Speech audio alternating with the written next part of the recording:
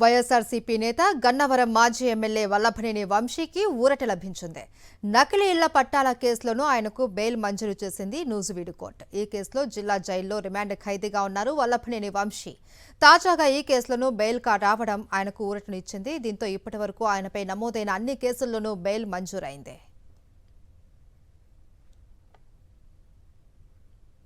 తాజాగా ఈ కేసులోనూ బెయిల్ రావడం ఆయనకు ఊరటనిచ్చింది. దీంతో ఇప్పటివరకు ఆయనపై నమోదైన అన్ని కేసుల్లోనూ బెయిల్ మంజూరైంది.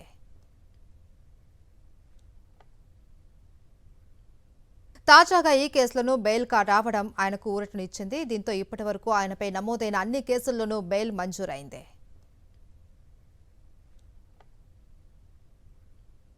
తాజాగా ఈ కేసులోనూ బెయిల్ రావడం ఆయనకు ఊరటనిచ్చింది. దీంతో ఇప్పటివరకు ఆయనపై నమోదైన అన్ని కేసుల్లోనూ బెయిల్ మంజూరైంది.